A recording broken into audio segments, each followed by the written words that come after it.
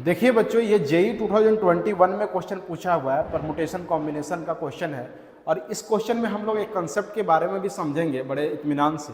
तो देखिए पहले क्वेश्चन पढ़ लेते हैं, क्या दे रखा है। A natural number has prime factorisation. एक नेचुरल नंबर आपको एन दे रखा है और इसका प्राइम फैक्टराइजेशन ये दे रखा है टू द पावर एक्स। क्या दे रखा है? To the power x into 3 to the power y into 5 to the power 2। ये एन का प्राइम फैक्टराइजेशन दे रखा है। आप जानते हैं किसी भी नेचुरल नंबर का प्राइम फैक्टराइजेशन क्या होगा, यूनिक होता है। आपने क्लास 10th में पढ़ा है फंडामेंटल थ्योरम ऑफ अर्थमेटिक में। यहाँ पर देखिए कि y और z के बारे में भी कुछ रिलेशन दे रखा है कि y and z are such that y plus z equal to 5। एक कंडीशन तो ये दे रखा है कि y plus z equal to 5 है, ठीक है। अच्छा, और यहाँ एक और कंडीशन दे रखा है, यानी कि हम ये दोनों कंडीशन को यूज करते हुए और एक ये तीनों कंडीशन का यूज करते हुए हम y और z का यूनिक वैल्यू निकाल सकते हैं। तो देखिए इसको इक्वेशन 1 ले लीजिए और यहाँ पर y टू द पावर -1 का मतलब हो गया 1 upon y plus 1 upon z equal to 5/6। यहाँ से बच्चों देखिएगा तो y plus z equal to आपको मिल जा रहा है 5/6 y into z. Cross multiply करके चला जाएगा इधर, ये दूसरा इक्वेशन हो गया। आप देखिए कि अगर पहला इक्वेशन से y प्लस जेड की वैल्यू 5 रख देते हैं बच्चों, तो आपको थोड़ा बहुत राहत मिलेगा 5/6 वाई जेड। देखिए y 5 से 5 खत्म हो गया तो y into z equal to हो जाता है बच्चों यहाँ पर 1 आ जाएगा। यानी कि आप यूं कह सकते हैं कि z इक्वल टू आ गया 1/y, यानी एक दूसरे का रेसिप्रोकल है। इसमें फर्स्ट इक्वेशन में आप पुट कीजिएगा बच्चों z इक्वल टू बच्चों, अगर आप फर्स्ट इक्वेशन में पुट कर दीजिएगा z इक्वल टू 1/y तो कितना हो जाएगा? y plus 1/y equal to 5 आ जाएगा, ठीक है। क्या आ जाएगा बच्चों? 5 आ जाएगा। मच्छर थोड़ा दिक्कत कर रहा है ना, घबराना नहीं है, जिंदगी में ऐसे आते रहते हैं।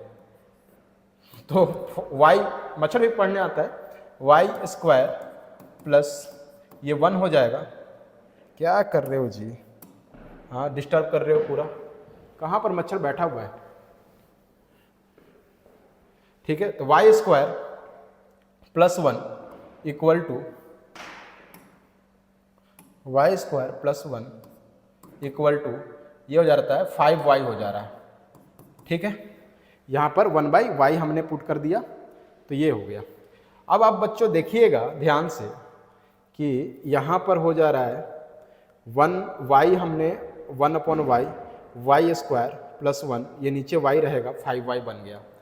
तो y स्क्वायर, ठीक है, माइनस 5y, ठीक है, यही दे रखा है कंडीशन।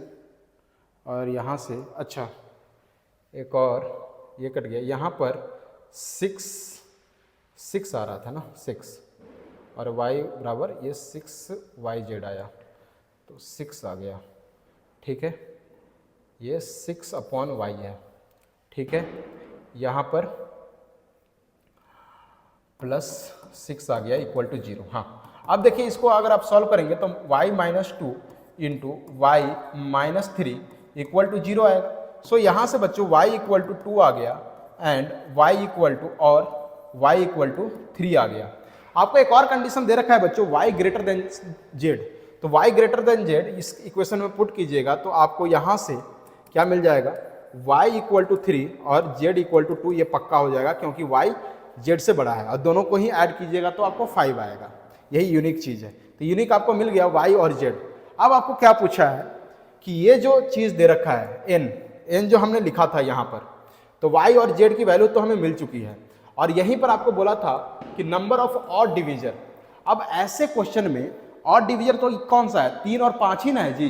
3 और 5 क्या है? हमारे पास ऑड डिवीजर है।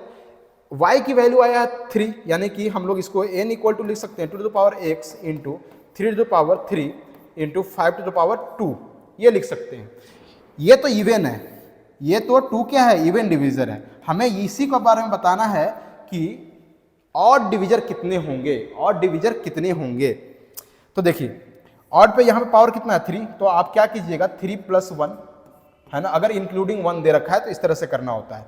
और 5 टू द पावर 2 है तो 2 प्लस 1, ठीक है। ये यहाँ पे कॉन्सेप्ट यूज हुआ है अगर आपको नंबर ऑफ डिविजर्स गिनने हैं तो हम लोग उसके पावर को देखते हैं, पावर में 1 ऐड कीजिए और सबको मल्टीप्लाई कर दीजिए। तो यहाँ पर 3 + 1 4 और 2 + 1 3, 4 × 3 12 हो जाता है, तो 12 इसका आंसर हो जाएगा।